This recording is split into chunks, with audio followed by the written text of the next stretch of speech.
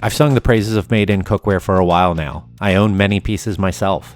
Now Made In has changed nonstick cookware for good with their ceramic-clad pans.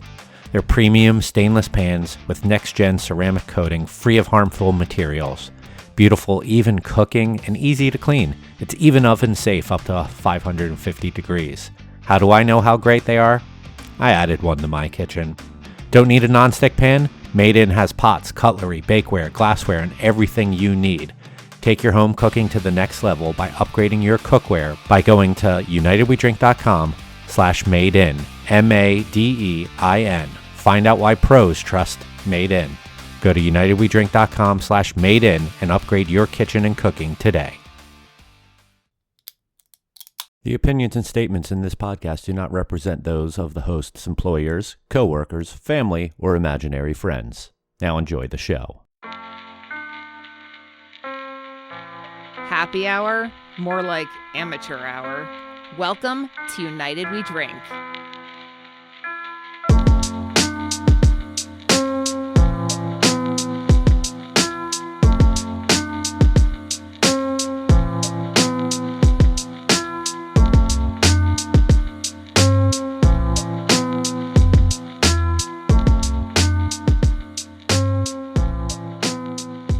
Hello, everyone, and welcome back to another new episode of the United We Drink podcast right here on unitedwedrink.com, as well as Apple Podcasts, Spotify, and wherever fine podcasts are found.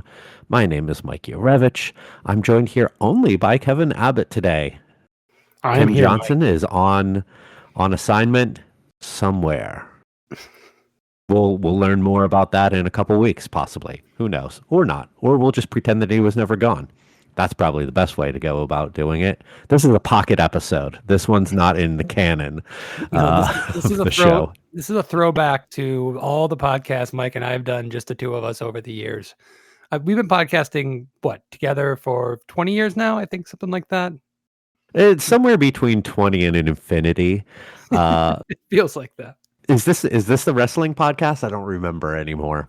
Let's just do miss spots. Let's just jump right into it. What do you think? So Tony Khan's weird, right? No, we're here to talk about beverages of the adult variety, as we do every couple of weeks.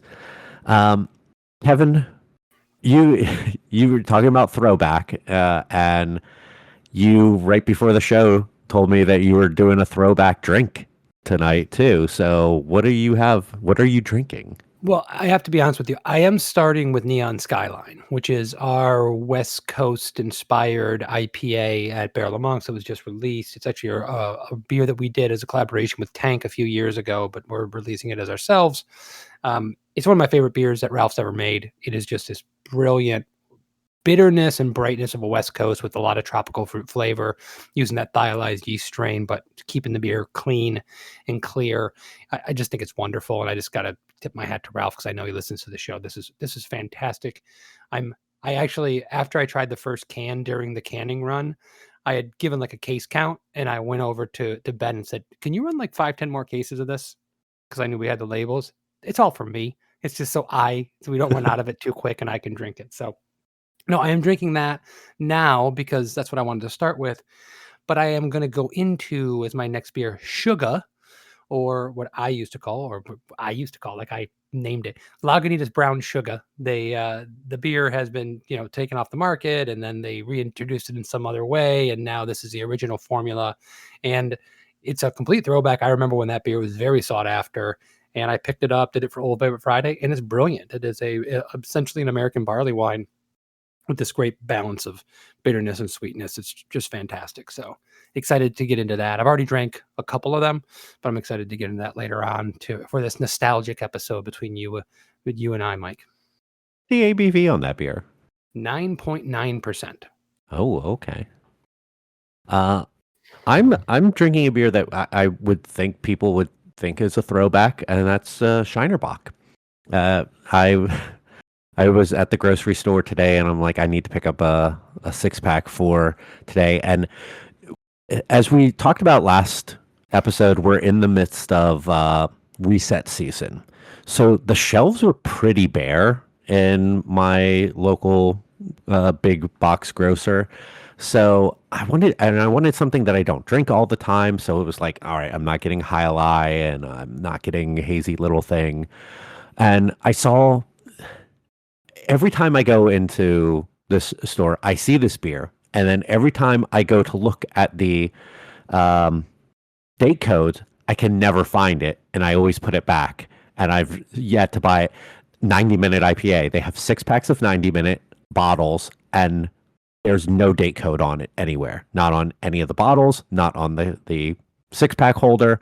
So I'm just like, I would really like to try you and have you for like the first time in probably 5-6 years, but no.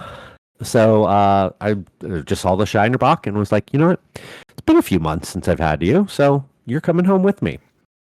And to round up kind of how you started talking about Neon Skylines being a collab with the Tank, I have a can of La Playita from the Tank. Nice. Their Pilsner to back that up.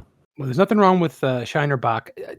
For Dogfish Head, if I remember, at least back in the day, they used to print the date code on the bottle itself, Yes, right that I was at the looking on the neck. neck. And Yeah. then and you have to kind of look through light because it's just like you have to decode it almost. You have to like have it's almost like what are those like National Treasure or whatever it is, the Nicolas Cage movies where you have to put up to the sunlight and have it hit it just right to read it. So you tried that and there was nothing.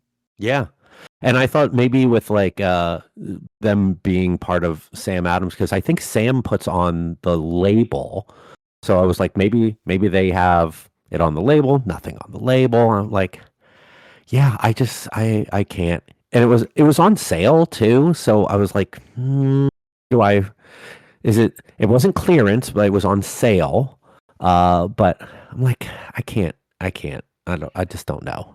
I have something to admit to you guys, and I think I can do this because we're amongst friends. Since I found out that Waypoint was going to be in Publix and in competition with Dogfish Head 60, I've been going to all the Publix and scraping off the date codes on all the bottles just to make it less attractive to craft beer nerds. So it's working.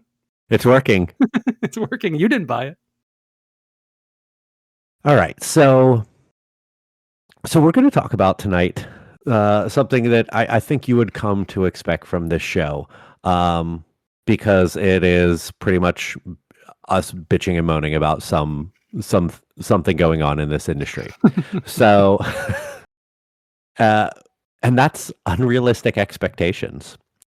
And it's not a singular thing, too. There's unrealistic expectations that come from within a company, whether that be a brewery, or there's unrealistic expectations coming from partners, distribution, retail. There's unrealistic expectations coming from consumers. There's unrealistic expectations from coworkers, bosses, all over the place.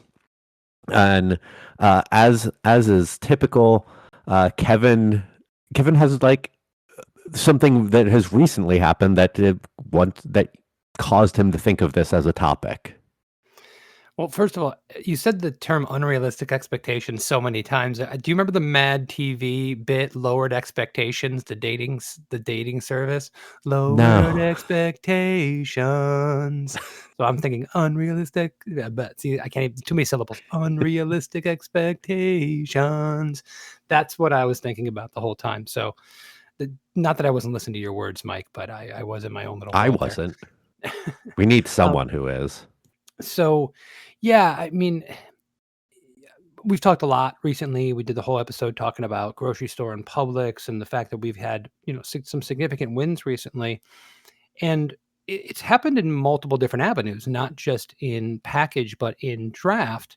And we've gotten into, over the last couple of years, we've gotten into some pretty decent sized chains and some chains that have 25, 30 locations. We're not talking about, Applebee's. I don't even know if Applebee's still does craft beer or if they're considered a big chain anymore, but we've started doing more and more business and at least getting our foot in the door with much larger chains than we had over the last 5 years. That's great, right? Those one of those chains replaces 50, 60 accounts of small independent mom and pops. It sucks that it does, but they go through with so much more volume. And we've realized more and more that we have to target those, and especially target those that do consistent craft beer and have done that for a long time. So I'm kind of deviating from the point, but anyway, we've been working with a lot of chains in the last couple of years, and I was thinking about this particular situation that we're running into, where we have some long-term potential business. We're working through it. There's nothing guaranteed in any way, shape, or form. But when talking to these accounts, they're so used to working with massive breweries.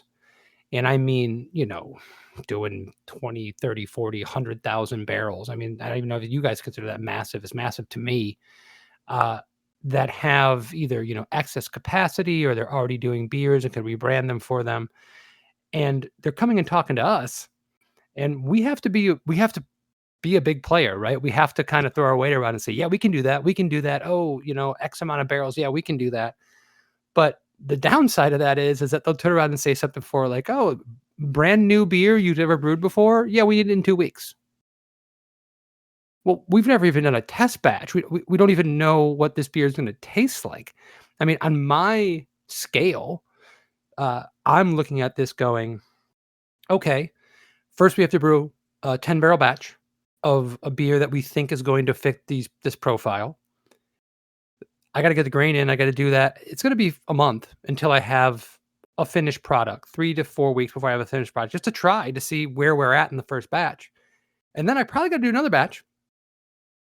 In a best case scenario, I would do another batch to kind of perfect it before it goes into big production. But Ralph's a great brewer.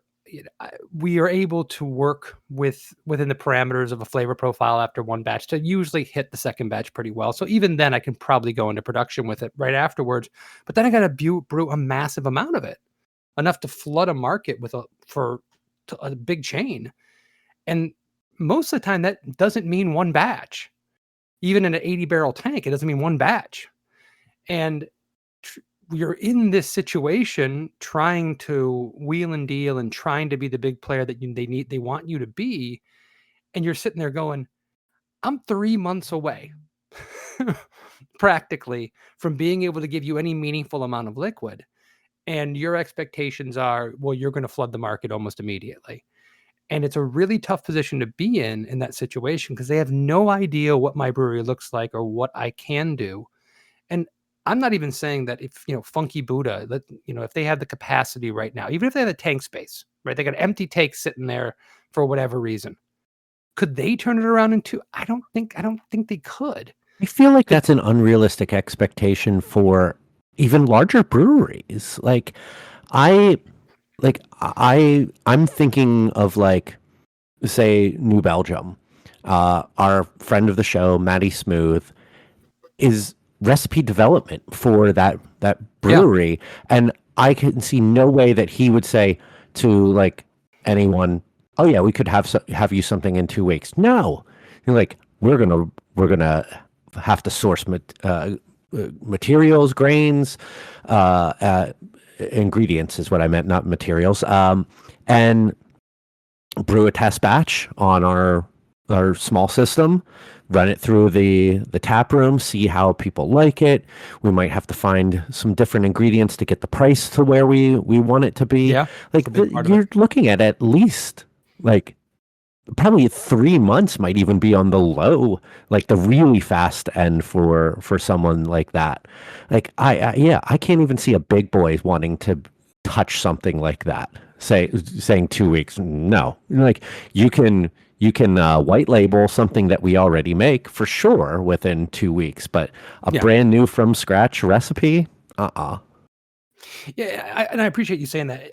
I have a hard time because, for years I've just had to say yes.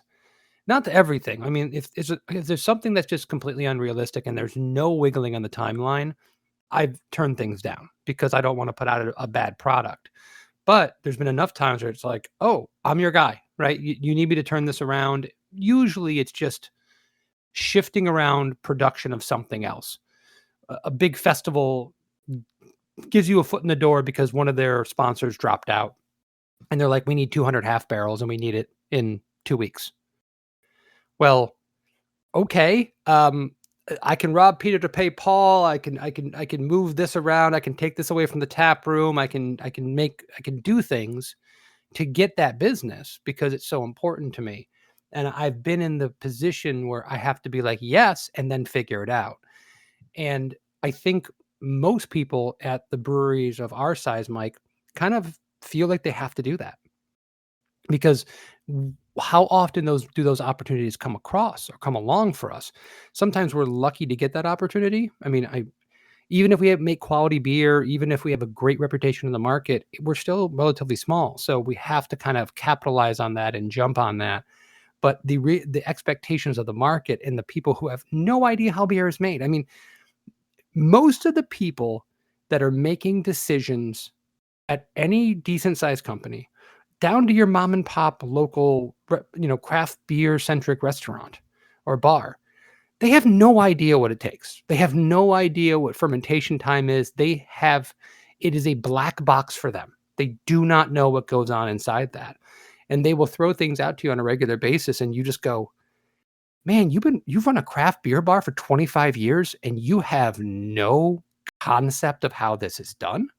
Like, just do osmosis, just do the amount of brewers' hands you've shaken, you have not picked up anything about this industry. And you're just like, all right, we'll figure something out. Yeah, I mean, the the the amount of places that have that the private label thing, like I think we've talked about this before on the show, probably at least 75 times. Is like bars that come to you, like a chain is one thing. Like a chain would be almost like a welcome thing because, like, all right, you can at least move volume over one location coming and being like, we want a beer all to our own. It's got to be a new recipe. Can you do this for me? Can you move 20 barrels? Oh yeah. Oh, 20 kegs? That no. That's not what what has That's been not what that said. means. Yeah. Uh yeah, I mean that stuff happens all the time. And there there's been some meetings that I've been in with these types of places where it's just ever like you try to listen to them and be like, okay, yeah, that's what you want, and you try to guide them towards just white labeling something that you already have, and a lot of times that can work. There's people who are going to just stick their feet down in the sand as far as they'll go on the having something to themselves, and those ones you walk away from a lot of times. I mean, sometimes maybe you do entertain it and you can let them see for themselves how bad it works. I remember one at our first brewery that it worked out for a little while. We made them a beer. We kept it on in our tap room too, and but they wanted this particular beer that we did as a one-off one time, and like, can you make it for this location all the time? And I'm like, I don't know. And then the boss is like, yep, we can do that. I'm like, ooh, okay. We're gonna make this beer year round for our tap room and one account. Okay. I don't remember how long that lasted. It wasn't super long. Maybe a year at the max. Do you recall what I'm talking about? Were you I there for don't. that? I Okay. don't. I don't. I mean, if you said it, it might get it immediately. But some of that stuff has been lost to time in my brain. Um, you're talking about this, and I'm thinking about.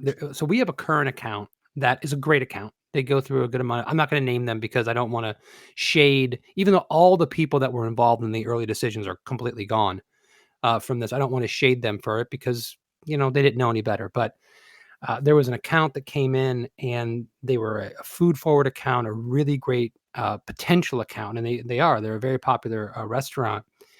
And the head chef who was only there for he opened the place and was there for a month and then he was gone. Right. But this was a guy who was driving a really fancy sports car. And he was, he was a really important dude. And he had these ideas, all the food had to be perfect. And he wanted to do a beer and he wanted this. He didn't come into our tap room and try a beer. He just wanted to create something in his mind and wanted me to make it. And we're talking about like expectations, unrealistic expectations. A lot of these places have unrealistic expectations for themselves. And they say stuff like, oh, we're going to go through this many kegs. And the very first thing I do, the second someone says it, unless they have numbers to back it up, like, oh, you're replacing a beer that did this many kegs.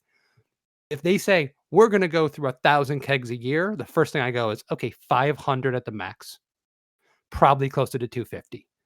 And I've been presented with this exact scenario at least 10 times in my career. And I think that the quarter prediction has never even happened.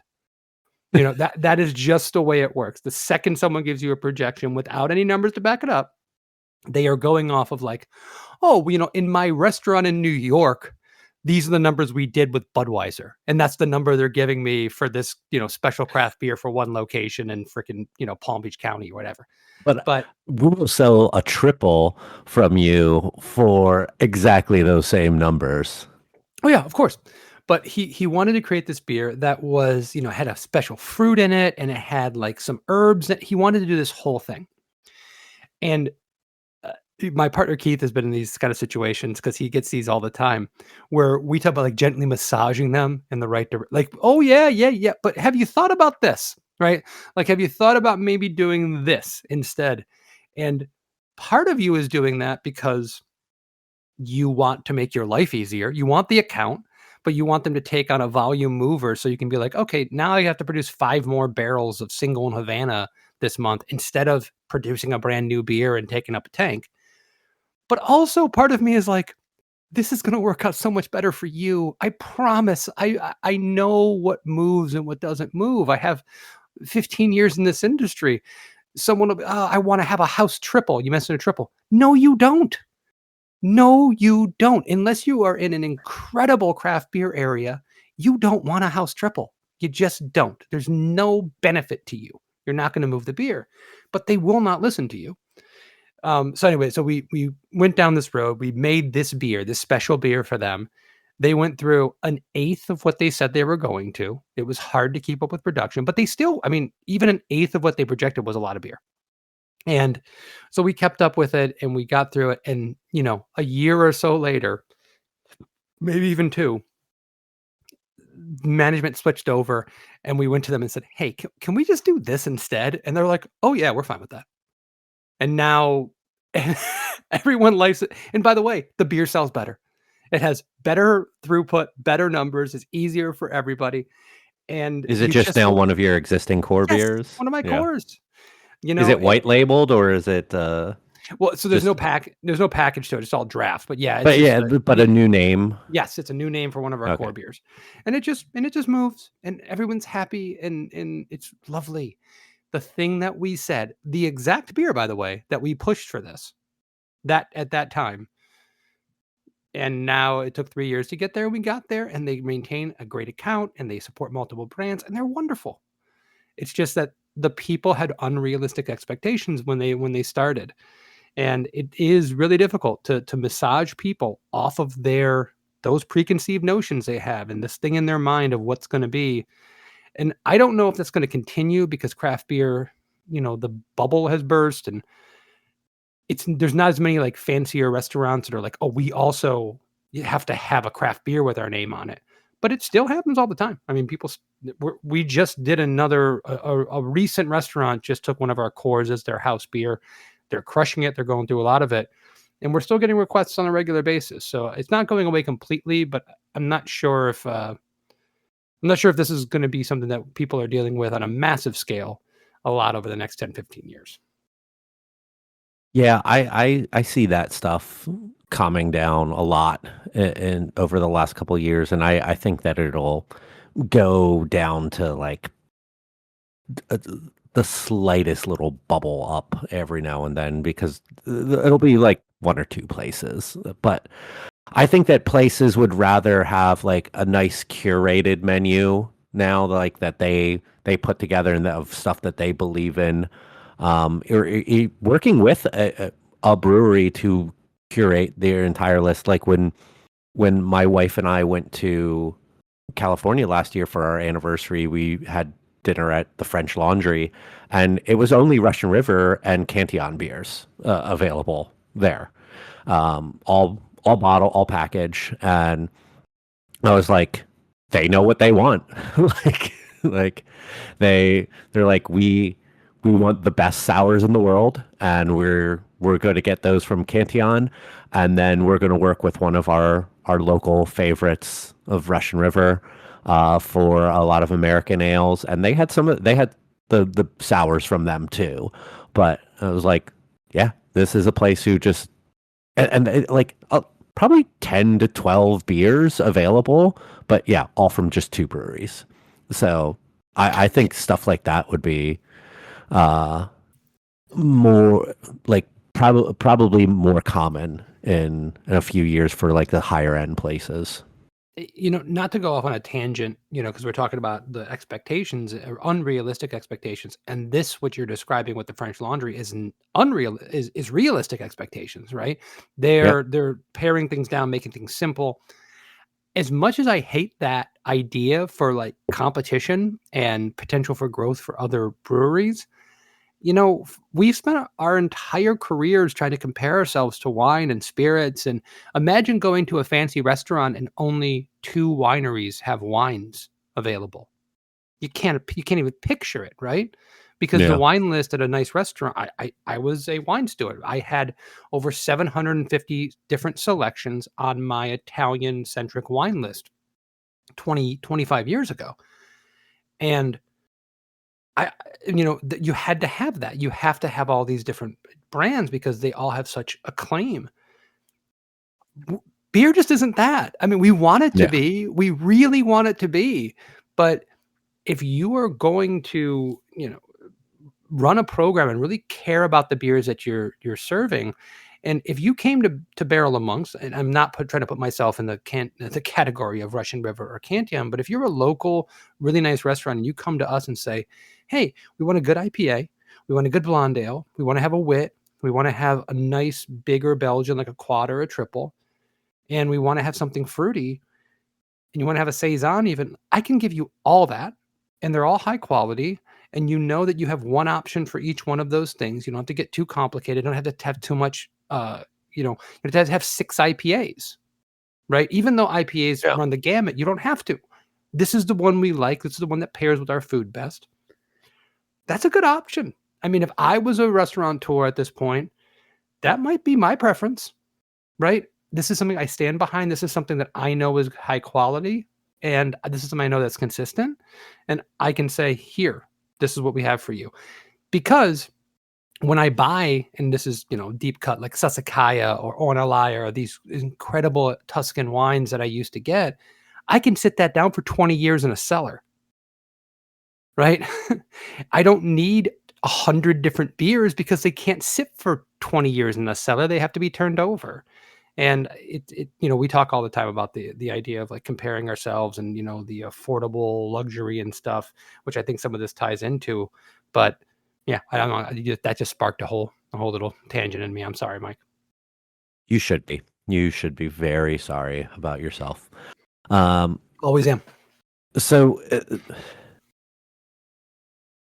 I was thinking about this while you were talking about the making the beer for the place, and it got me thinking about unrealistic expectations that are wrong, like or that. So Let me phrase ones this. that are unrealistic. Well, no, that you wrongly thought were an unrealistic Oh, okay, okay. expectation. There, I like that's this. that. So, like, I can think of a number of instances where, like, someone immediately shoots down an idea as being unrealistic, and it's like, well, why? Like, we can think about this a little bit, and we can work on this and try to figure out a way to. No, just it's not going to work with this way, blah, blah, blah. I'm like, well, we don't have to do it that way. Like, and just, it almost seems like the thought isn't even entertained in the slightest bit. Like that seems like an unrealistic expectation. Like you didn't realistically even think about this thing and give it a chance before just blowing it completely off. Dude, I love that you said that because recently talking with Ralph, one of the things that I brought up to him and talking about the potential of adding some new brand and doing a bunch of volume was that I think maybe I didn't say this to him. I hope I did, but I think I brought up the fact that through my entire career in this industry, I have, even though I might say yes to the face of all the buyers out there, in my heart and in my mind, I'm always saying no, because when someone comes in and throws a bomb and says we're going to change everything, my gut instinct is no, we can't do it. We can't do it. I've done this to my partners for years. Hey, we should do this recently. And by the way, sometimes I'm right. Recently, again, one of my partners said we need to make a non-alcoholic beer. And I have been beating the drum that it is not a play for us. We are not going to be able to sell it in grocery stores. No one is going to buy it in our tap room in any meaningful volume. And we're not going to sell it commercially. It's just not going to happen for us. It's not a play for a 2,000 barrel local craft brewery. Now, I could be wrong on that. But my danger is for a long time, I have been the person that says no without thinking about it because it's different and it's scary. And what I've had to kind of readapt to is the fact that it's like, okay, if I said yes to this, what would that look like? And how difficult would it be to change it up? And that change in mindset has been really important for the success of our brewery and also the success for me as a person. Like, not to be like knee jerk negative. I might still come out on the negative side of it. I still might say this is not a good idea. But instead of just starting from a position of no, this will not work, and then trying to convince myself it will, start with the positions like, oh, if this were to happen, what would that mean? Work backwards and see if the numbers work out. Yeah, I spent 3 whole days building out a complete new brew calendar to see if I can fit in the kind of production that I might need. And turns out it fits. It's different. It's going to mean a lot of changes, but the volumes are there in spades with beer left over. So I'm glad you said that because it really does point out one of my deficiencies over my entire life as a person. No, that's not going to work, and trying to argue against it instead of trying to come from a positive thing. Because if you just stay in your wheelhouse and do what's comfortable, it makes it really, really hard to succeed long term in business. Yeah. And I mean, you probably know this about me, Kevin. You worked with me, and I don't remember if you were still there when this was said to me, because I have a tendency to poke holes in theories and ideas. And it's not saying that I think that it's a bad idea. I just like to look at every possible scenario that could negatively come up in a situation. And it's just something that I've done for a long, long time. And we were in a meeting and I was poking holes and our boss just like snapped and was like, I need you to stop telling me why I can't do something and figure out how I can. And I was like, that's okay. Not what I was expecting to hear. Like, I'm just trying to say, like, if this happens, blah, blah, like, that could be a bad thing. But what I'm getting at is that I like to be like you sometimes too and say no. And that comes across that way when I'm trying to find ways that something could fail, but it's not. It's just we should be on the lookout for this because this is a scenario that could happen. We were approached by a charity that in the state that wanted to do a collaboration with us, wanted to do a beer with us. They wanted to just have a one-time drop, special release thing. And we met with them, and I was like, I kind of dig this. I think that this would be a good partnership. And just my boss was like, no, like, like, well, what if we do that? No, like, oh, okay, well, we're too busy. We can't fit it in the schedule. Like, well, on our next turn when we would make a hazy IPA, we could do it for that. No, nah, like, okay. Like, you're just, you're not even taking the time to really give, okay, okay, fine. I'm not fighting you on this anymore. But Sure. it's just, yeah, I wish people would go into things very open-minded and then figure, like, try to figure out a way that it might work. And if all those things are exhausted and you find out, okay, yeah, this wouldn't really work because of this, this, and this, then it doesn't work. But going in and just straight up saying no to everything is never going to, you're never going to grow, like personally, like, or as a business. I feel like it's, you got to be open to things, and you got to be also willing to poke holes in things that you think are good ideas. Like I'm always willing to be proven wrong. Like I like to think that about myself, but yeah, it was just something that came to my mind when talking about unrealistic expectations, is like making something seem like an unrealistic expectation without really thinking about it. No, and listen, don't get it twisted. I mean, you can do both of those things at the same time. You can have a positive Yeah. attitude, but try to destroy an idea. My favorite, I mean, one of my favorite people in the world who I don't actually have a personal relationship with is Penn Jillette from Penn and Teller. And he describes his relationship with Teller is that they will each pitch each other ideas, and the first thing they try to do is destroy it. They try to tear it down completely. And they do that out of respect for each other. Because if they don't immediately try to identify the holes and the flaws, they might spend hours, days, years on trying to come up with a concept that sucks. And no one wants that. So the first thing you do is point out everything wrong with what you're trying to do. Then that's the important part. You go and say, "Well, can we fix it?" If if the production numbers just aren't there, well, what if we flip these two tanks and instead of putting this in the 40 and this in the 80, we do this in the 40 and this in the 80 because that 40 can actually turn over more quickly than the 80 can. Oh shit, we can do it now, right? But I tore it down because how we're doing it now would not work 100%. But I gave it the respect of understanding that it would not work in the current form, but it could in another. I think there is no better way to operate. Mike, we've been friends for a long time. I think there's a lot of good reasons for it, but we're very similar in that way. I feel it is my idea to be a gatekeeper for ideas and be that person that kind of points out all the flaws. What I'm hoping is that as I get older and a little bit wiser, that I do that with that extra step and and continue to ruminate on it, continue to think about it and say, yeah, all this sucks. All this is wrong. But what if it isn't if I put a little more thought into it? And I think that turns those unrealistic expectations into realistic ones.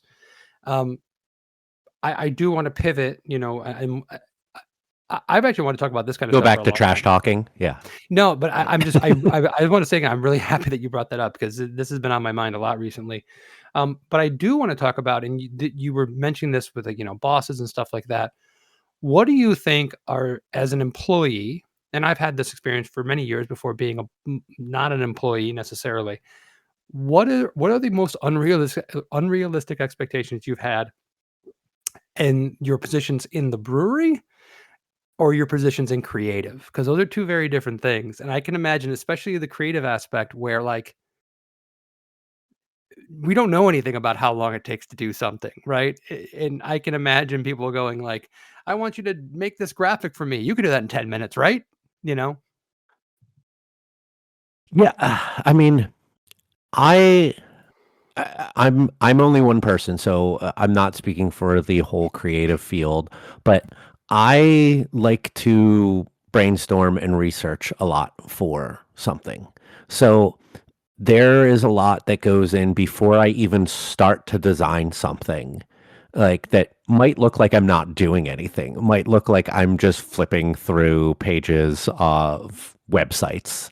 And but the research part of trying to take an idea and how you would want to visually put it together takes time, because I can't do it all in my head. So I need some help. I need just something to jog my creative juices sometimes. So I'll do that. Like, but then when the work comes, yeah, sometimes things are really easy. Sometimes things are not. Uh, and there is also the point of someone expecting you to do more than what you are capable of doing. Like I make I make it very clear to my boss and to other people who I do creative work for that I'm not an illustrator. I do not hand draw things. Um, if you're looking for something super specific that you want designed in such a way that like it does not exist in the world, like that would need someone to draw, I'm not your person. I can't do that. Like there are lots of awesome illustrators out there who can do that. And like I would not be about if it were within my capabilities to have a budget to outsource towards local artists, I would absolutely use that a lot. Like if I there was a concept for a brand that I was working on that I knew that I couldn't do and make come to life in the way that I wanted, and I knew that I could just go and hire an illustrator to make that for me, I would do that so often. But I don't have the funds to be able to do that. Um, but yeah, like, and now with the advent of AI, it gets increasingly more difficult because people see that you can just put in a prompt there and you should do like I've even been told by some people like you should just use AI. Everyone else is doing it. Like you're making your life harder by not doing it. While that may be true, you don't have to live inside my head. And I will say, when I am having an existential crisis with myself in my head, it's not a fun fucking place to be. I am thinking about it like all the time, most of the day, thinking about it before I go to bed. When I wake up in the morning and I'm just laying in bed and don't have to get up yet and can't fall back asleep, I'm thinking about those things and it fucking sucks. So, with all of that already going on, you want me to go against my morals and start using this program? Holy shit, my mind would be a fucking minefield. And I don't want that. So, you can fuck off for wanting that to go on inside of my head. Like, but also no, not everyone is using it. Um, don't say shit like that. Um, from the brewery side of things, like in the early days, it was easy for me to just go along with it because I would just be like I don't know any better.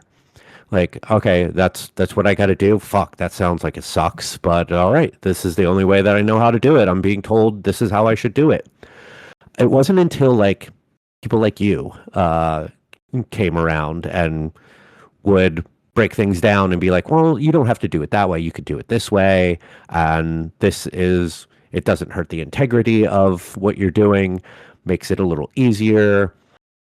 My boss Nick at Moss Mill, also a very similar person, and like would help to try to make things easier, however that you can without a destruction of integrity and not like just fucking everything all up. And then like when you get more experience, you can push back some more. And I was always willing to push back on being told something was unreal, like being told something that I believed was unrealistic. And like I hated to be the person that would be like, okay, well, we'll see. And then when it all went to shit, be like, what did I say? would happen. And I didn't self-sabotage. Believe me, I don't want to self-sabotage myself, but uh yeah, it was tough early on. You just went with it, and then as I got more experience, I felt like I could push back more. The experience and knowledge and skills should give you confidence to say what you believe is right. Uh, uh, and I love when people show their skills and push back against just common bullshit that they might be told that they have to do. So this is true very often, Mike, in the fact that in the time you were talking, I thought about 7 different comments I could make, including a brand new idea for a show, which I am going to call the ethical use of AI and IP theft. And I want to talk about if there is a way to do that ethically and creatively, even in a very creatively dead mindset. And I have some examples and ideas, and can't wait for Tim to come back from his sabbatical and for us to talk about it together. Because I have a feeling that both of you are going to hate me, but I want to have that conversation. Anyway, I want to stay your friend, Kevin. no, but I know, but I think you'll see I think it'll be one of those situations. Be like, I see your point, but I disagree with you.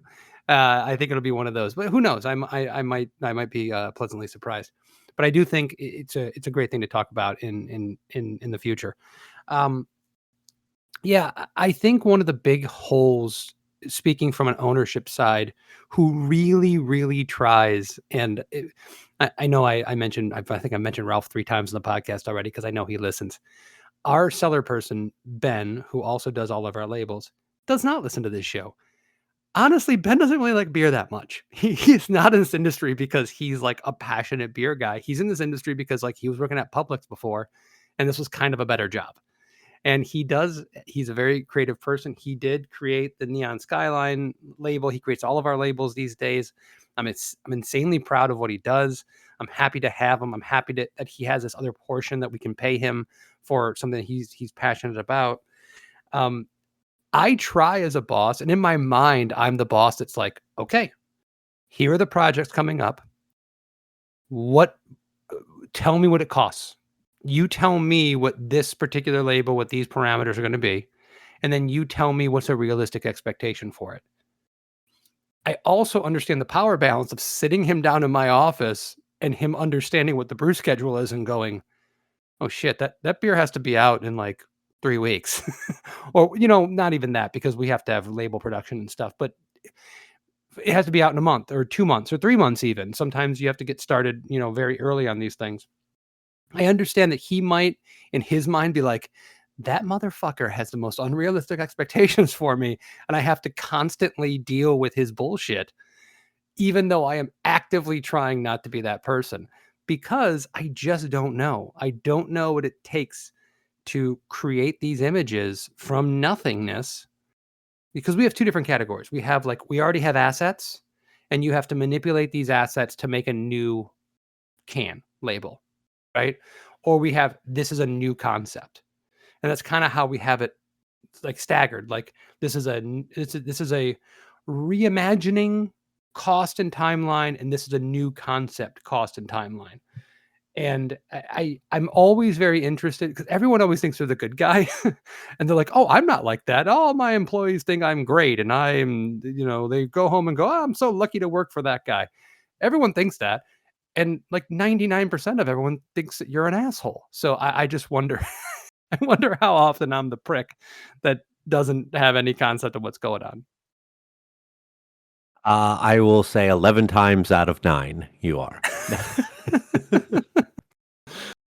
No, Yeah, go ahead. I'm sorry. I feel like creative stuff like that it's always been a challenge, like probably even going back to to the days of the printing press.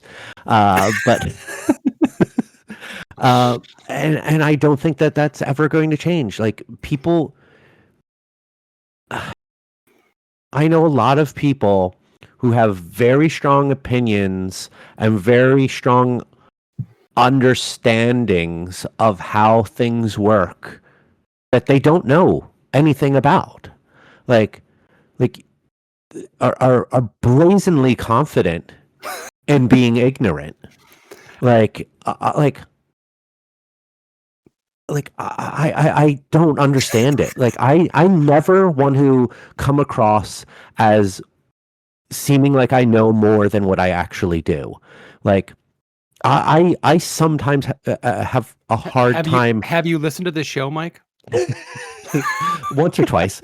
I have a hard enough time, like, actually making myself be be up to the level that I am. Like, I feel like I can't get myself up to the level that I actually am at because it makes me unhireable. Like, like, I don't know if that makes sense. Like, if I'm too good, small companies won't want to hire me because the I'm out of their price range.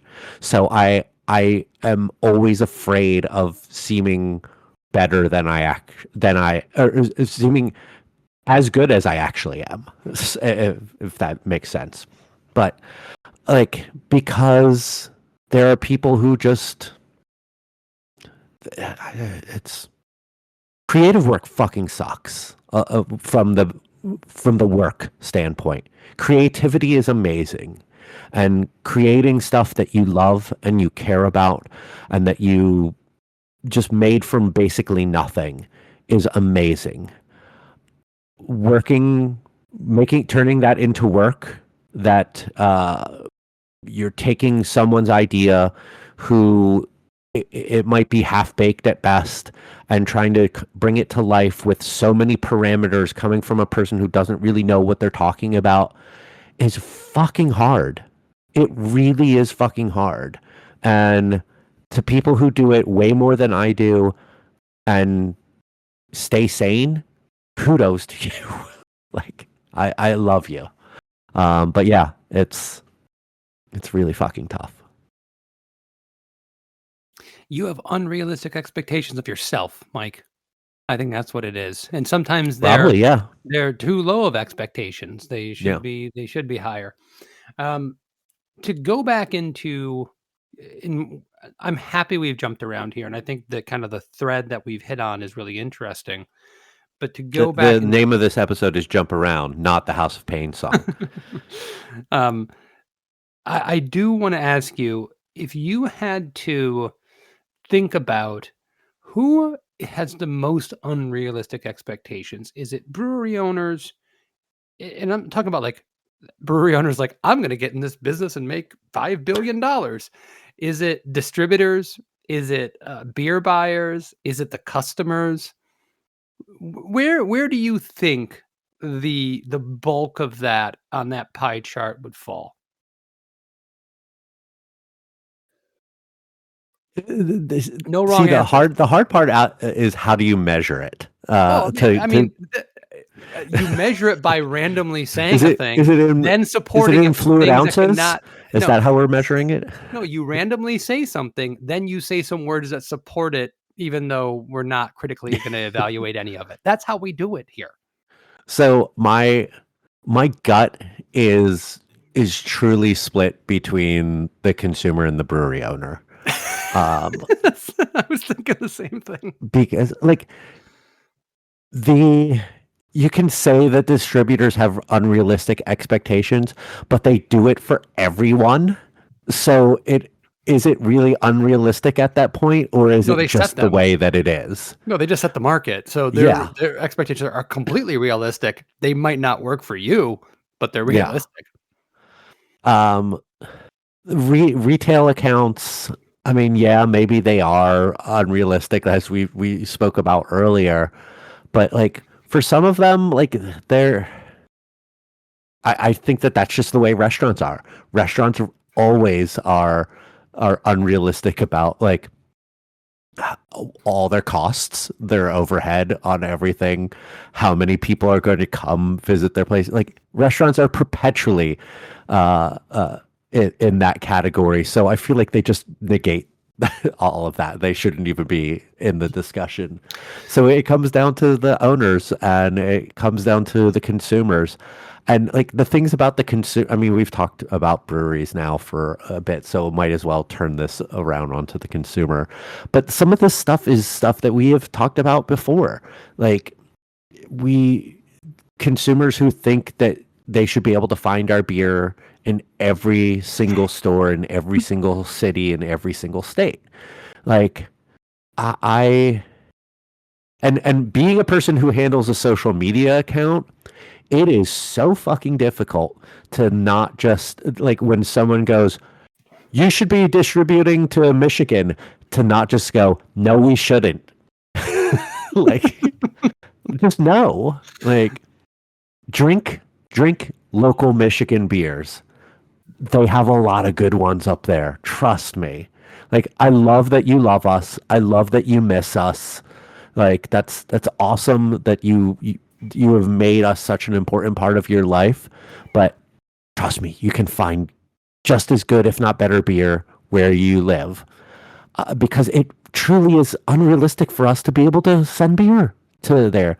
Like you've talked about how you guys were used to send beer to a lot of different states and you've realized that that was just like unrealistic. You couldn't Oh yeah. support doing that anymore. Like Well, it wasn't good for anybody. sometimes stuff sticks and works and works out on a small scale of that. Like we had Joelle from Niche Brands on, and that one works out for you because you get to do it like every so often. There's no expectation that you need to hold spots at stores or bars up in New York. Like it's just, yeah, the that type of stuff and the unrealistic expectation to keep a beer around that doesn't sell well. And trust me, that can come into the brewery ownership as well, as trying to tell someone like, this beer doesn't sell, we need to cut it or do something to improve it. And if it doesn't, like you got to be able to say bye bye to something that doesn't work. And when you do cut that, and you get the five people with the loud voices on your social being like, "Bring back this beer," like we would have never gotten rid of it if you and your friends all drank more of it. So I will probably circle back around to the brewery owners because I am one, and yes, completely unrealistic in everything that we ever thought was going to happen. I mean, if I would have start my brewery and then fast forward and give me the knowledge I have now, yeah, I had no idea what the hell I was talking about. But customers, you mentioned, and one of the things I wanted to spin off of from when you were talking earlier was the fact that people feel, and I think this has always been the case, it's just social media highlights it more, because I was going to say like this is like the tagline of 2026 or the modern era: people who know nothing but are talking confidently about a subject. That is the world now, right? And once again, maybe it always was, it just wasn't as loud. it's the But Yelps and the Untaps of the world. uh but the fact that you have like, people won't even say like, you should be in Michigan. We'll get shamed as if we've never even thought of the concept. Like, why aren't you in California? I was trying to find your beer and couldn't. Now, I understand also that a lot of this is through text and maybe I'm projecting the angry voice, but I No, you're feel not. no, You're but not. I feel like I can sense it in the text. And it's like, "Oh, wait, I just plumb forgot.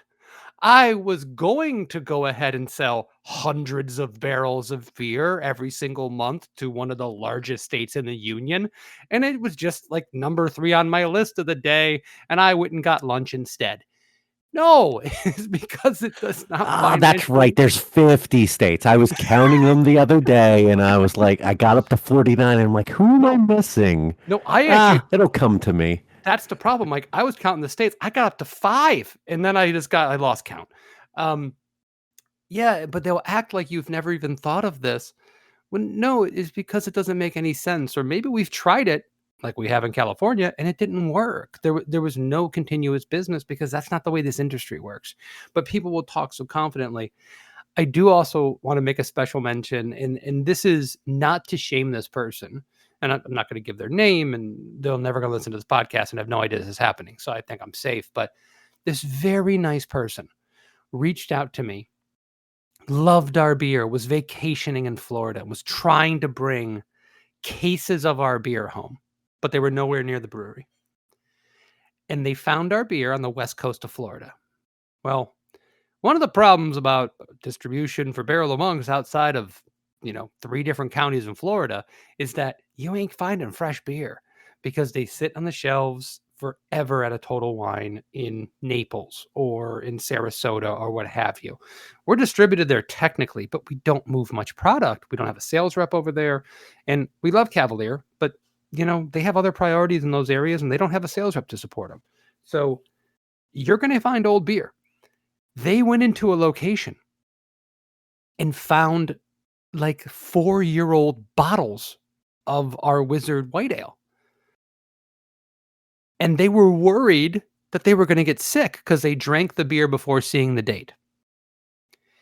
So I had to call this person and say, first of all, you're fine. Did it taste good? Yeah, it tasted good. It was fine. I said, that's great. I said, well, there's nothing in there that's going to be spoil. It's a spoiler that's going to hurt you at all. It's really about whether it tastes good or not. And luckily, we have some good packaging practices. So at the very least, it was just an older beer and you can move on with your life. But I got this feeling that she was upset that the beer was old and was upset that she couldn't find more and wanted me to do something for her. And so I kind of explained, like, once the beer leaves our brewery, we have no control over it. I can't send my sales rep to Naples every month to go to the 7 locations and merchandise and pull old products off the shelves. The distributors technically should be doing that, but they're not going to do it either. Because, come on, let's have realistic expectations about that. So, but there was a feeling, I was trying to kind of explain myself the whole time without like saying, I'm sorry, I'm not going to like refund you, or I'm not going to like send you a case or what have you. And maybe that wasn't even her purpose. Maybe she was just like showing me that she like cared about the beer and was like giving me good information. And by the way, it was good information. It's good to know that there's old beer sitting on shelves in places. But I can't help but think that, the person going and seeing that beer on the shelf believes somehow we have more control over what we do once that beer leaves the brewery, and that's an unrealistic expectation. Yeah. It's, and is it because of the product that we make, or is it because of the size of our company, or combination of both? Because like people are used to, like, if they go to a grocery store and they buy a bag of Fritos that's expired by however many months, there's like a thing on that bag that probably says like, do you have any concerns, call this number. And it's you're calling them Frito-Lay, and they'll find a way to make it up to you. And yeah, they're a giant fucking company, I know that, but it's those companies have made it to where there's that expectation to where I will be satisfied by the maker of said product, even though like you might not have the ability to do so, uh, like logistically or legally. That's a really good point that I had never even thought of, Mike, is the fact that and I know that every person that buys a beer off the shelf at Publix thinks that we're Budweiser. I know that. Not every single one, but 90% of them think that we're Budweiser, think we're some massive brand somewhere. They think we're Frito-Lay. And yeah, if you call Frito-Lay and say, I had some stale Fritos, they'll probably send you like a box, like a massive box of Fritos, right? Because they're going to be like, I mean, it means nothing to us. And we want to keep this customer happy. So I'm sure there are people that do that, and then they just get a stale beer, so to speak, and they think, and they're going to like, oh, I'm going to call Barrel of Monks Brewing. So no, that's a really, really good point. The differentiation in the market of a big business versus a small business, we deliberately try to blur those lines. My goal on a store shelf is to be every bit as prominent and as recognizable as the big brands. I then should be expecting to be held up to a standard of a big brand, right? That should be the realistic expectation of my brewery. Never thought of it that way. I mean, I don't remember which episode it was, but I remember saying one time that we tried to be like, we are small, we are independent, we are this, but then we go and play in the yards of the big boys Yeah. and want to be accepted into those lands. So if you want to be accepted, you gotta act like them. Yeah. So it's a huge double-edged sword with like we are small.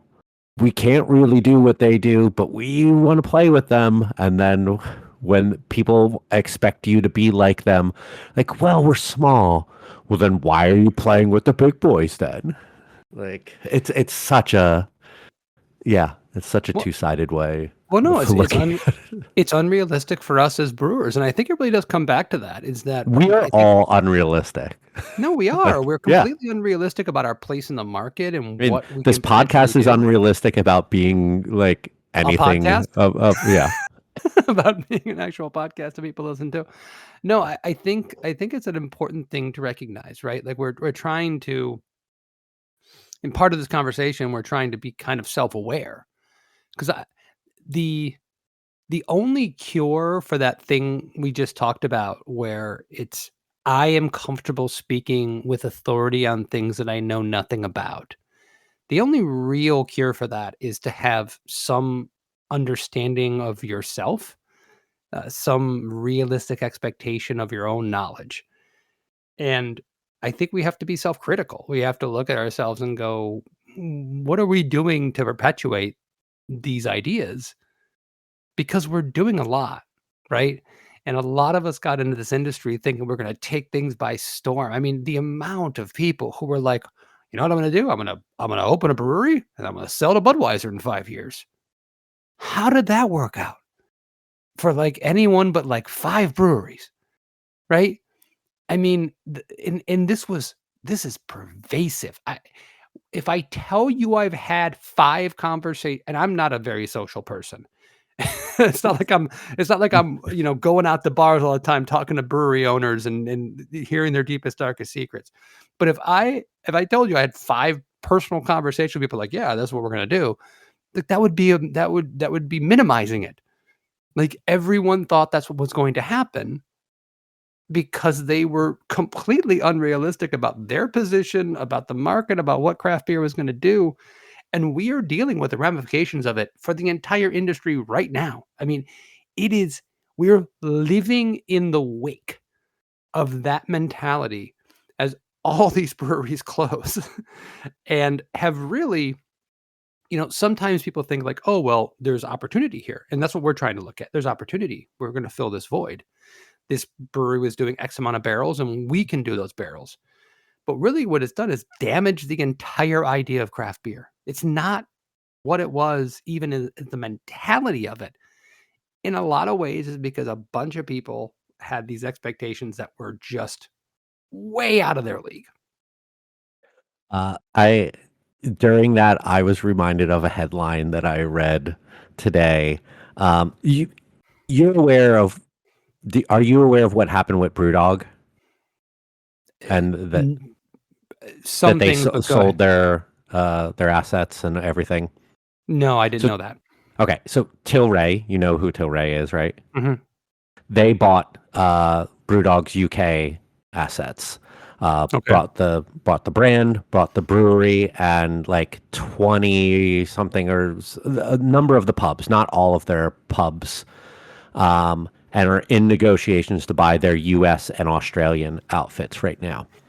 So Uh, this comes from the New York Post, and it is Brewdog to launch in the Hamptons after Tilray CEO buys troubled brewer. Brewdog, the punks, to launch in the Hamptons, the very much not punks.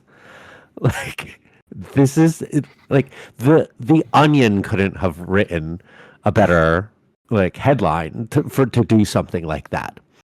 Like, and they're doing a weird little thing in this story, kind of hidden in there that people outside of the business would not have caught, is that some of these places that they are launching into are owned by the family of the CEO of Tilray, which almost comes across as like Tide House law violations, because like we are selling our product to ourselves.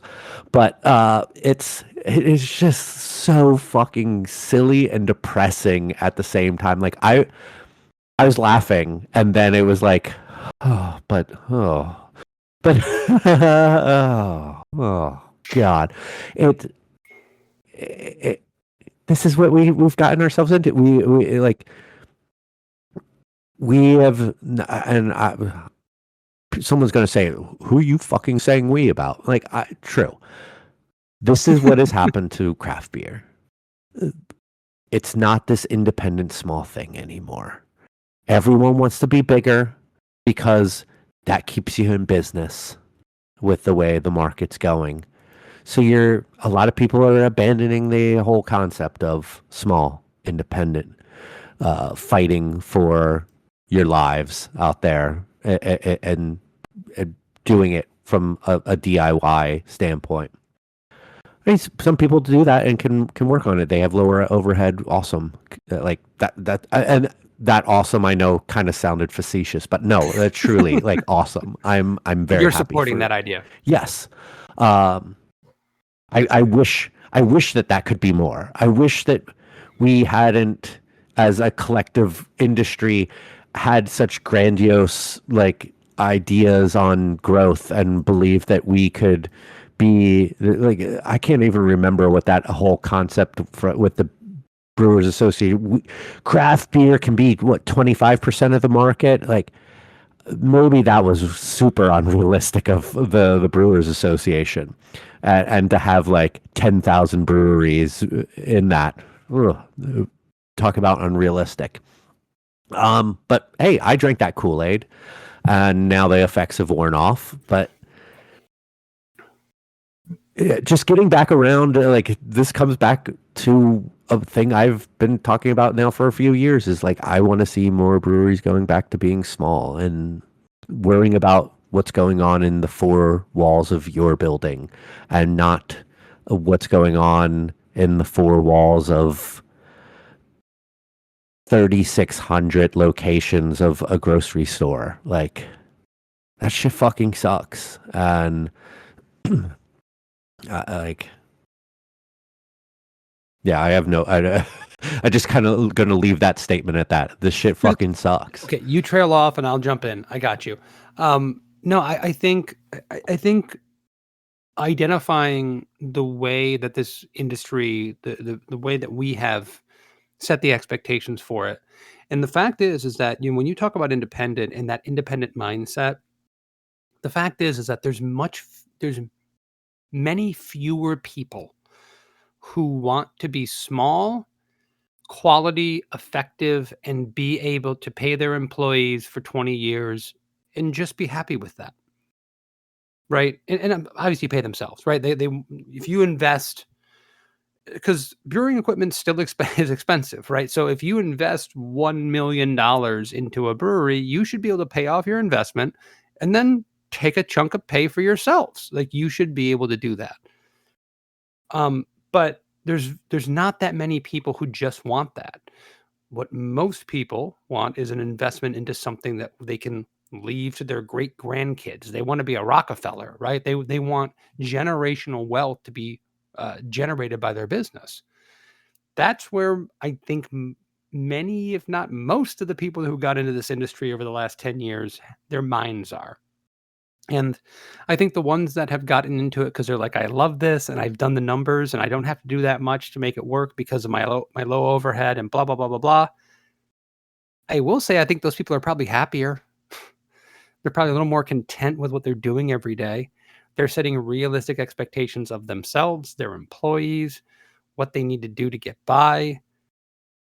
Listen, I get it. I mean, when my partners and I opened Barrel of Monks, I don't have a 401. At that point I didn't have like a 401k or any retirement save. I was like, that was my retirement is whatever happens with Barrel of Monks.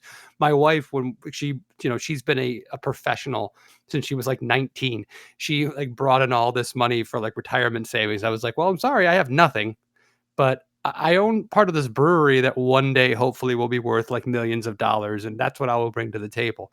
Since then, thankfully, I've been able to open a Roth IRA and save some money. But I think there's a lot of people like that have been like putting all their eggs in that basket and think it was going to have this big like jackpot payoff down the road. And to your point, and I think what we've kind of decided with this is that it's us who have the most unrealistic expectations of all, right? So It and it was makes us sense. all It along. was us all along. Yeah, it's perfect, really. I mean, it really comes down to just the fact that we're bad people in working in an industry that is just trying to do its own thing, and people who have the American dream to be a billionaire.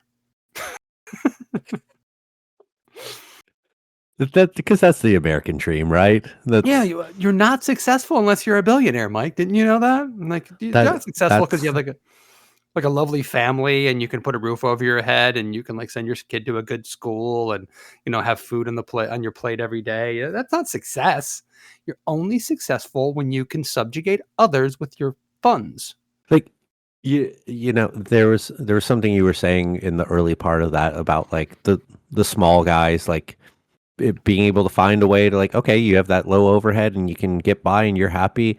Like I feel like those people they are success stories. Like they've built a business from the ground up, and but I feel like there will be people who would look at them and be like, well, you haven't created jobs for your community.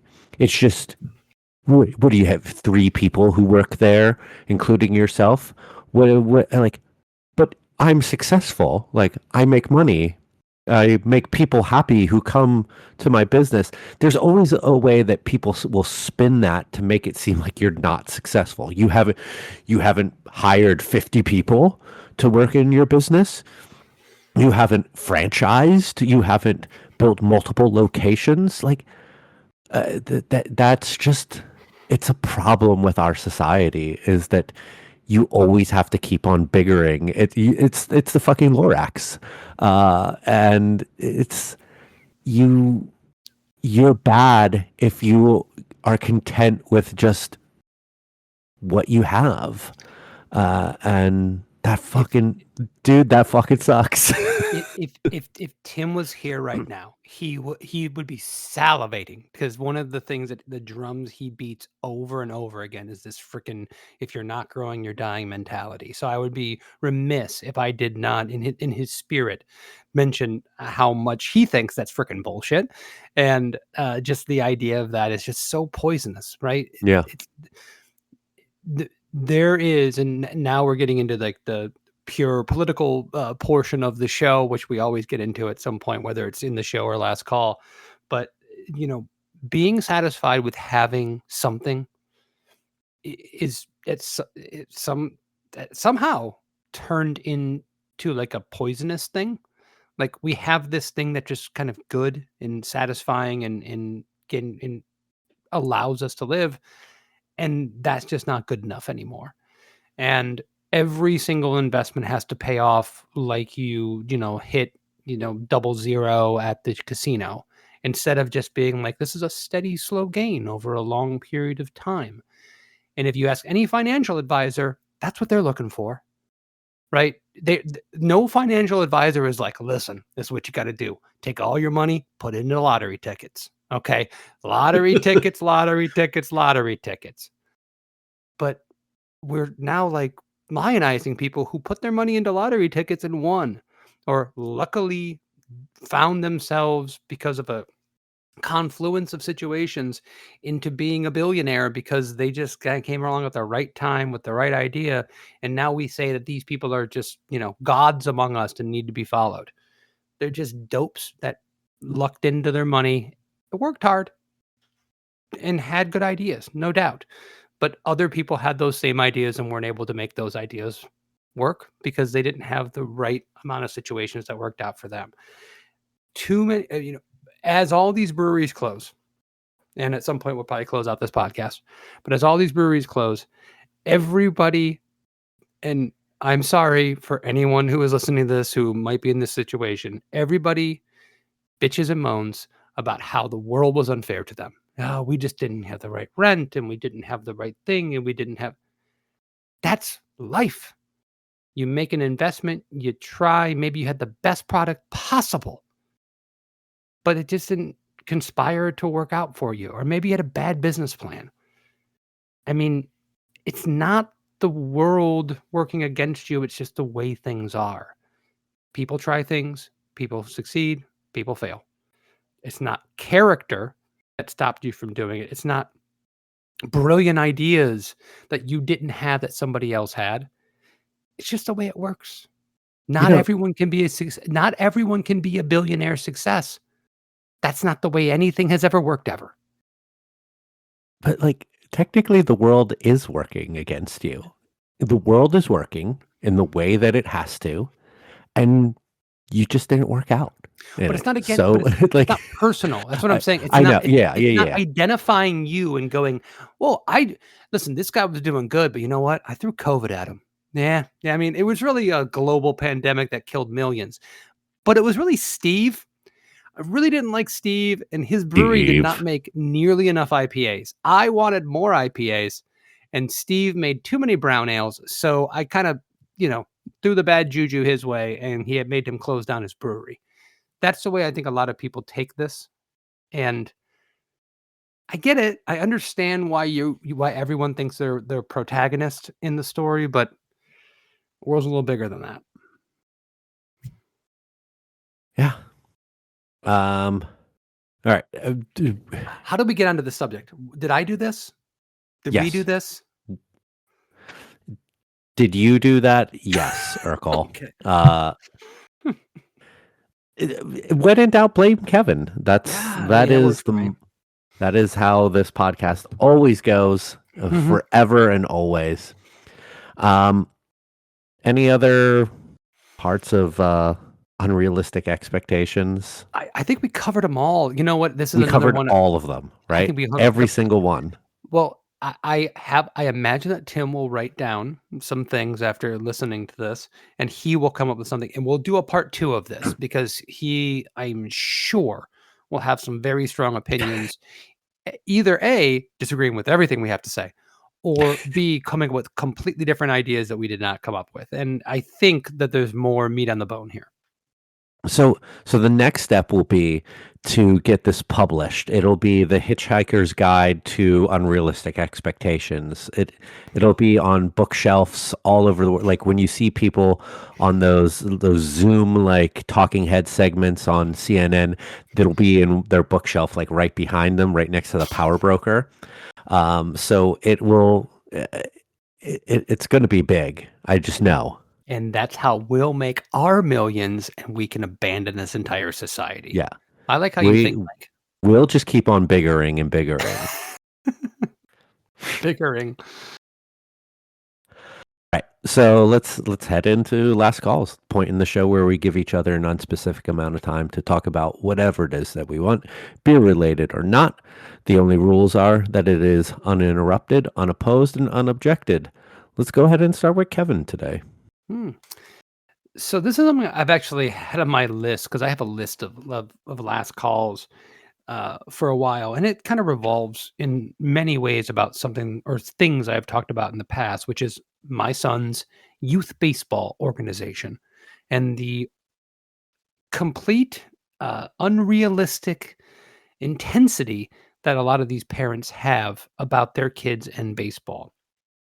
Just as a little aside here, Kevin McGonigal made the Detroit Tigers. He's a 21-year-old rookie, the second best prospect in baseball.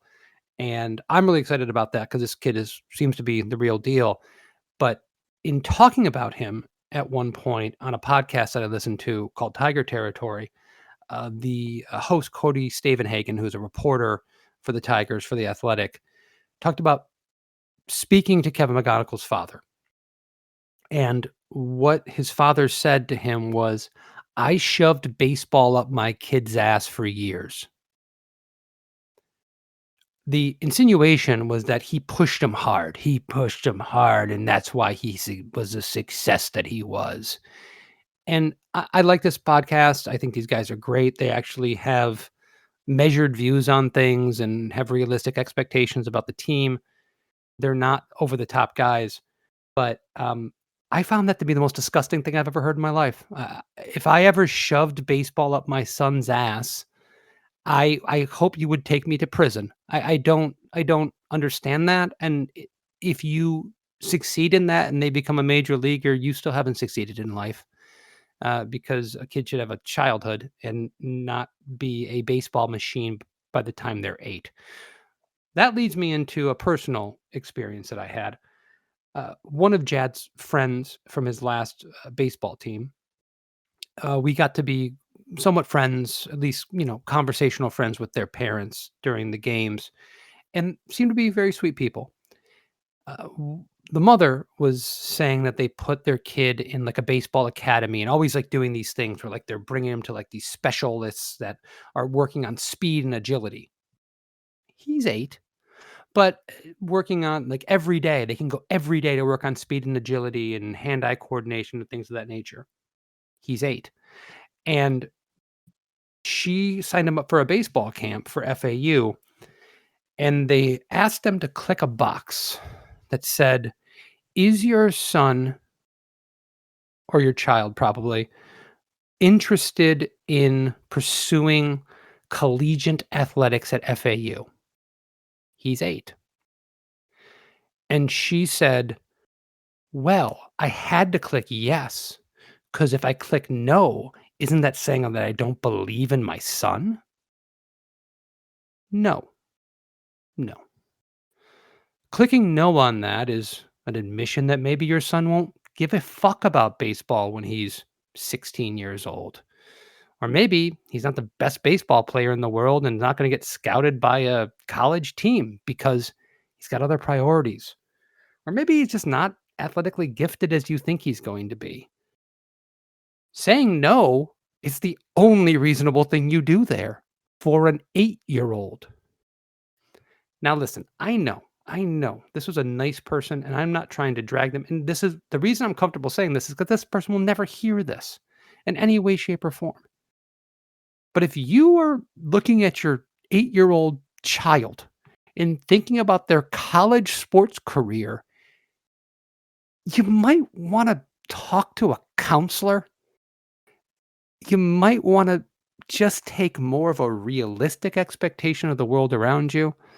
Because if you're pushing your kids that hard at that age, they're not going to develop into the kind of people that I think you want them to be. Well adjusted, emotionally stable, emotionally intelligent, and well versed in tons of different things. My son, who is a very adequate baseball player, and I'm proud of that. He's getting better because he's starting to want to practice more often, but not too much because he says, "Mommy and Daddy, baseball is not the most important thing in my life." I don't think I've ever hugged him that hard because I love baseball. I do. I love sharing baseball with him. I love playing catch with him every day, and I do.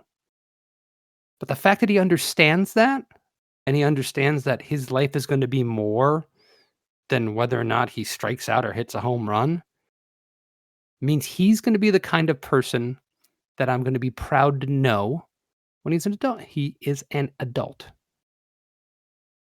Just something to think about. Love that. Uh, So I know what you all are thinking. You think, hey, when this episode was being recorded, it was right around opening day. Mike's talked about baseball a lot on this podcast. So he's going to do a last call on baseball. I'm not.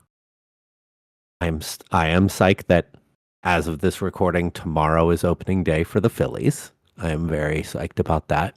I still hate that the majority of the teams play one game and then take a day off and then finish the rest of the series on Saturday and Sunday. It's dumb. I I know why they do it because of potential rainouts. It's still dumb. You have rainouts throughout the season all the time. But remember, I said this isn't about baseball. I wanted to talk about something that I did a couple weeks ago, and that was go with my family to the Barrel of Monks anniversary event. Uh, I have, I was thinking about this hard. I have been to Barrel of Monks one time since my boys have been born. And that wasn't even during the tap room being open. Like, I went to do a video segment with Kevin for a blind tasting with Phil from the Brit and Yankee podcast. That's the only time that I've been there since my boys have been born. My boys are over 4 years old now. So I wanted to change that. So I got the family together and we went to Barrel of Monks for their anniversary event, their 11th anniversary, and walked into the tap room and grabbed us a beer, talked with some old regulars of a previous brewery who are now regulars of Kevin's brewery, who I haven't seen in a long time, and then saw Emilio, your taproom manager, who I love. He goes to me. He's like, "Did you get a bracelet?" I was like, "No, we're just paying as we go." I'm like, he's like, "Here," and he just throws a bracelet at me for the all you can drink. I was like, Kevin was going to probably do that anyway. He's like, "Yeah." So had a great time. Had some great beers. But I think more than anything, I just enjoyed being at a brewery event again and getting to hang out with you, hang out with Brad, your brother-in-law, our friend, see his new child for the first time. Got to see Ed Roberts, who I haven't seen since my baby shower, which was over 4 years ago. Um, Friend of the show, Ed Roberts, loved seeing you, loved getting to talk with you. Like, that was fantastic. My boys were out front throwing footballs around with other kids who they didn't even know, plus your son. Um, Everyone had a blast. And it's been so long since I've been able to hang out with friends of the beer industry at a brewery and just have an absolute blast. And thank you, Kevin. Thank you, Barrel of Monks, for giving us a good time. And yeah, I hope that I don't go as long as I did before my next time going to Barrel of Monks. Your check is in the mail. Mike, So it's Jur. oh no, I know how to spell your name. I've known you long enough. I would be remiss. So, obviously we joked around about, Tim, not being able to join us for this episode. But he did ask us to do one thing, and he is not here for his own last call. But he did say that if he was here for this last call, and I'm sure he'll talk about this in the future, and I don't want you guys to read too much into this for those of you who are listening, but he did ask us to call out for as much as possible of science-based cancer research. And the fact that we have to, and I am elaborating basically on a text that he sent to us in saying that science-based research into any disease, science-based medicine is kind of under attack right now and has been for quite a while. And the funding for things like that in the federal government has dried up in a depressing and deplorable way. And we still need to lean on experts and lean on proper trials and the systems who have allowed us to do magic to make people better over the last couple hundred years. So I will, for Tim, say that would have been his last call if he was here. Like I said, don't read too much into that as far as what that means. I'm sure Tim will talk about that if he's comfortable in the future. But I did want to make sure that I mentioned that. The fact that we have to say science-based medicine is just insane because medicine should be science-based. And just, yeah, we should just assume it. It should be an assumption. But yeah, very well said, Kevin. Thank you for doing that. And yeah, we hopefully we'll have Tim back on the next episode and get back to being silly half drunkards talking about beer. Half full drunkard over here, full Mike. Full on. Yeah. Jesus, come on. Give me some credit. Do you want to plug anything, Kev? I don't. I think your very lovely last call did enough plugs for my brewery, enough for the next lifetime or so, but no. Yeah, I'm not going to plug anything either.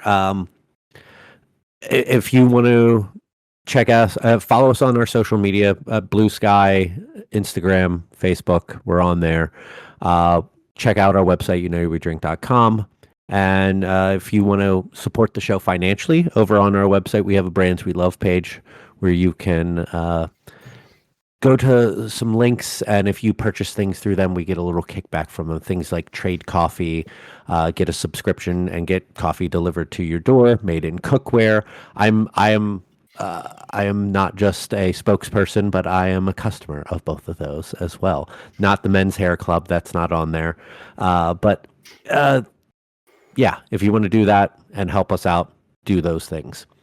Other than that, we'll be back in a couple weeks with another brand new episode. Thank you, everyone, for continuing to come back and support us. We love you. Take care of yourselves, and cheers. Cheers.